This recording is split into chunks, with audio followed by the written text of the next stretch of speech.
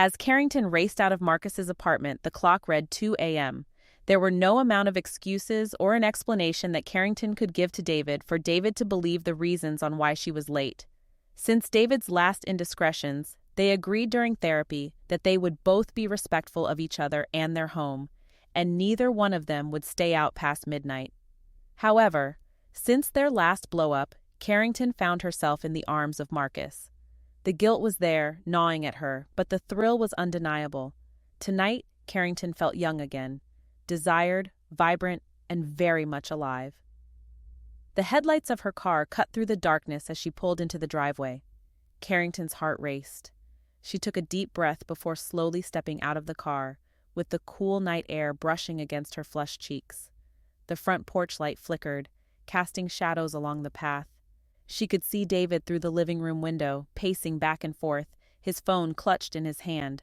Kerrington's stomach twisted. There was no escaping this confrontation.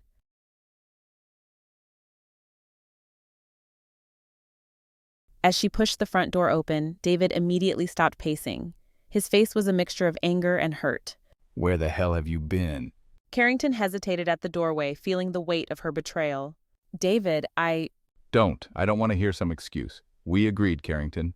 We made promises to each other, and you break them like they mean nothing. Kerrington's throat tightened. The words she wanted to say were stuck. There was no explanation that would make sense, nothing that could undo the damage. I'm sorry, I lost track of time. Lost track of time? At 2 a.m.? Where were you? She opened her mouth to speak, but the truth lodged in her chest, too heavy to say. Telling him she was with Marcus would destroy him, but keeping it a secret would destroy her. I don't want to fight. Fight? You don't want to fight? You've already thrown away everything we've worked for. Do you even care anymore? I've thrown it away? Excuse me? Who was cheating on who a couple of years ago? Tell me that. You know I never meant for that to happen, plus it was years ago. Which part? The affair with Rachel or the one I don't know about? Kerrington, where is this coming from? That was years ago and we worked through it. Did we? You broke something in me, David. When you were with Rachel, I felt invisible, like I wasn't enough. I felt like a fool. I told myself I would never stay with a man who could betray me or this family. I said I was sorry. I made a mistake, but this isn't about me. This is about you coming in at 2 a.m. Kerrington's eyes teared up. I'm sorry, don't worry. Everything is fine. Like I said, I just lost track of time. She swallowed her tears back. The thrill of the night with Marcus, that feeling of being alive, felt hollow now. She had risked everything, and now she could feel it slipping away. David walked away with disgust on his face, went into their bedroom, and slammed the door.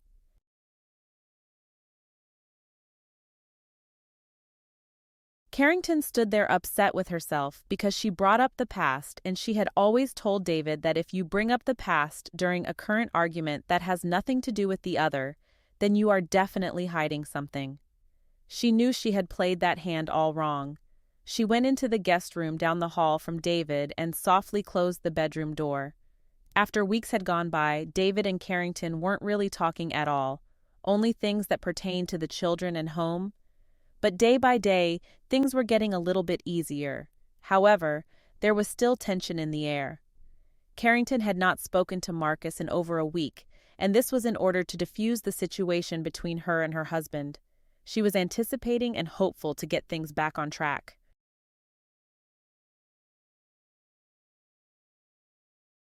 While working at the office, Kerrington had a flashback to last week.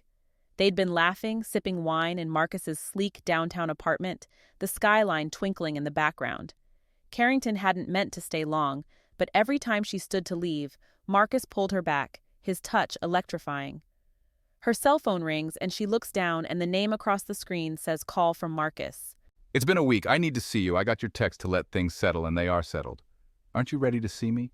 Yes, but it's too soon. I'm working today. You are the boss. You can leave whenever you want, so stop what you're doing and look outside. Kerrington went over to the window and looked down at the busy Peachtree Street and saw Marcus standing there in front of his car with a bouquet of lilies in his hand, which were her favorite, and waving with the other. She smiled and said, "Okay, give me 5 minutes." Marcus drove Kerrington to an excluded Airbnb about 45 minutes from her office, and once there, Kerrington walked inside only to discover that Marcus had put down rose petals leading from the front door all the way to the bedroom. In the living room, he made a cute picnic area just for the two of them by the fireplace with a bottle of wine and her favorite shrimp pasta dish. Kerrington was taken back by the effort that Marcus had put into this lunch date. He really wanted to woo her over, and she was definitely in awe at the amount of attention she was receiving.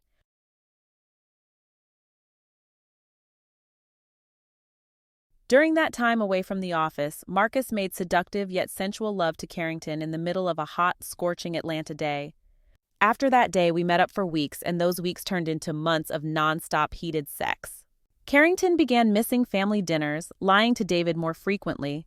The guilt gnawed at her, but she was in too deep. I couldn't undo what had been done, and the cost of keeping the secret was becoming unbearable. Soon, she found herself caught in a web of temptation. Kerrington's affair with Marcus started to spiral out of control. What began as a thrilling escape had morphed into a dangerous entanglement.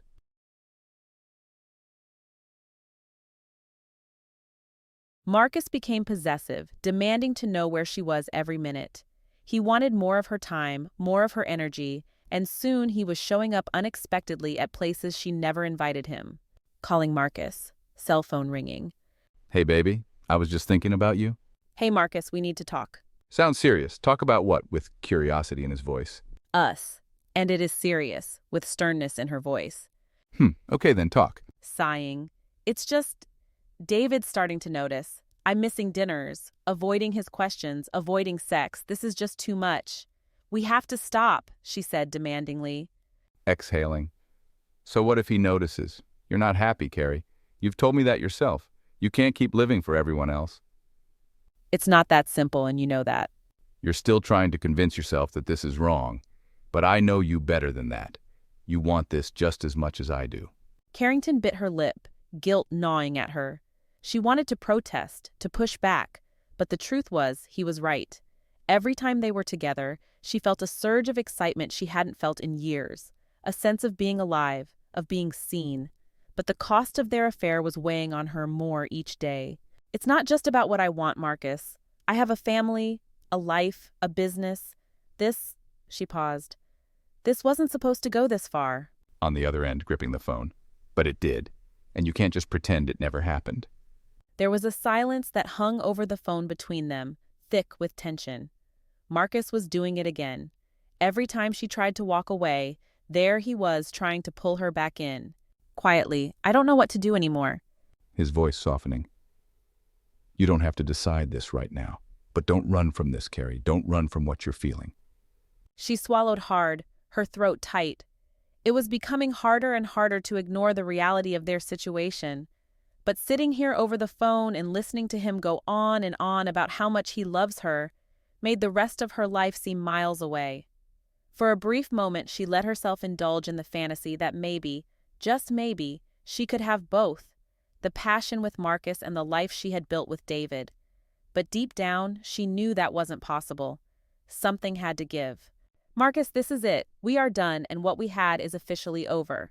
Do not call me anymore. Kerrington ended the phone call. However, she knew he was right. It wasn't going to end here. Marcus was not going to let her go.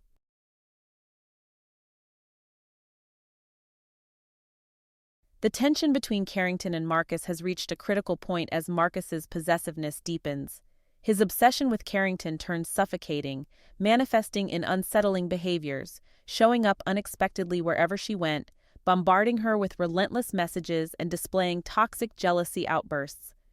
Kerrington's initial excitement for the affair, once a thrilling escape, had now become a prison. She found herself trapped in Marcus's tightening grip. His manipulation grew crueler, filled with guilt trips and accusations, each one designed to tear down her emotional defenses. He constantly accused her of using him, then abandoning him when he needed her the most. Marcus's threats loomed like dark clouds overhead. He swore he would expose their secrets, reveal everything to David.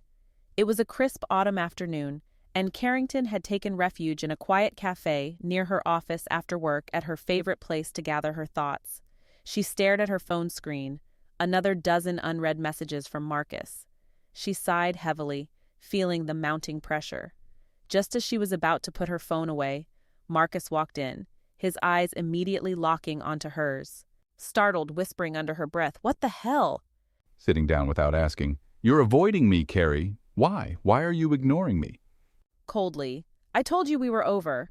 Frustrated. I have a family, Marcus. It's not as simple as you think. Grabbing her arm, his voice low and dangerous. You think I care about your family? I want you, Carrie. I need more from you. Why are you doing this to me? Sneaking around with David trying to make your home happy again, pretending like I don't exist. What exactly are you trying to pull, Carrie? Pulling away. This was never supposed to be more than what it was. It was fun, Marcus, but you're suffocating me. Kerrington's heart raced. She had never seen him this way before. So intense, so dark. His eyes were wild with jealousy. As Marcus's love twisted into obsession, Kerrington felt trapped. She tried to pull away, but every time she attempted to end things, Marcus threatened to expose their affair. He knew too much about her life, her children, even David. The thrill that once fueled their relationship now weighed on her like a stone, and she could feel everything she cared about slipping through her fingers. Firmly, David is my husband, Marcus. You knew that from the beginning. His face hardening. But I didn't know you'd turn into some cold-hearted bitch, throwing me aside like trash when you're done with your little fun. Trying to stay calm. It's not like that, and you know it. What we had, it can't continue. It was a mistake. A huge mistake. Clenching his fists. A mistake? Are you fucking kidding me? So all those nights, all the times you came to me, and those were mistakes? Kerrington pushed her chair back from the table, ready to leave, but Marcus grabbed her wrist, hard enough to make her wince. Warning, let go of me. His voice a low growl. If you walk out of here right now, I swear I'll tell David everything. I'll show him the messages, the pictures, everything. You'll lose him. You'll lose everything. Play with me and you will find out. I've got nothing to lose but you. Everything you built will crumble. Kerrington felt a chill run down her spine. The Marcus she had known, the one who made her feel alive, was gone. In his place stood a man consumed by obsession and vengeance. Her voice trembling. Why are you doing this? We both knew it couldn't last. Bitterly. Maybe you knew that when you seduced me. But I didn't. I thought we had a connection, something real, Carrie. Your kisses and the way you fucked me made me believe that. Pulling her hand free. I never promised you anything. You twisted this into something it's not. You're making this be more than what it is.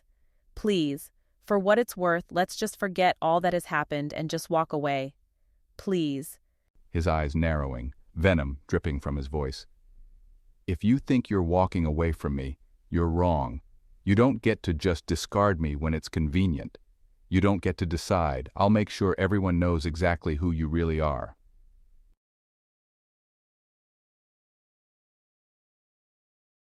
Later that evening, Kerrington stood in front of the mirror in her bedroom, trying to compose herself.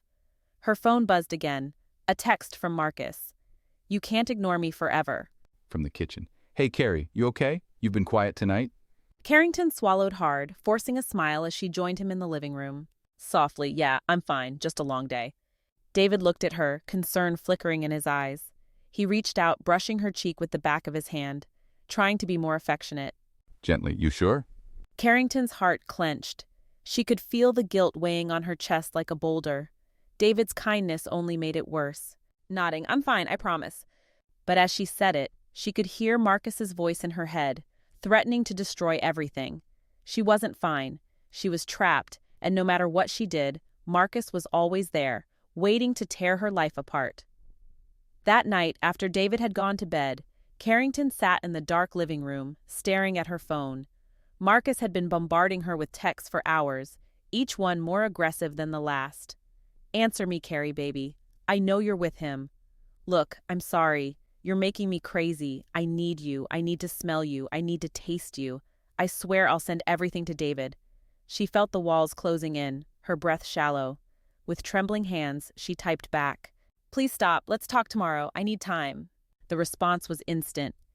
You're not getting time. You don't call the shots anymore. I do. Kerrington dropped her phone onto the couch, her body shaking. Tears welled up in her eyes as she realized there was no way out. Marcus had taken control of her life, and she didn't know how to break free.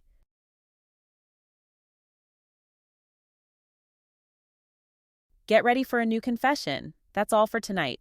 Thank you for tuning in for another Audible read, and I'll see you guys on another video either on Wind Down Wednesday or Seduction Saturdays. Good night, Love Tribe. Smooches.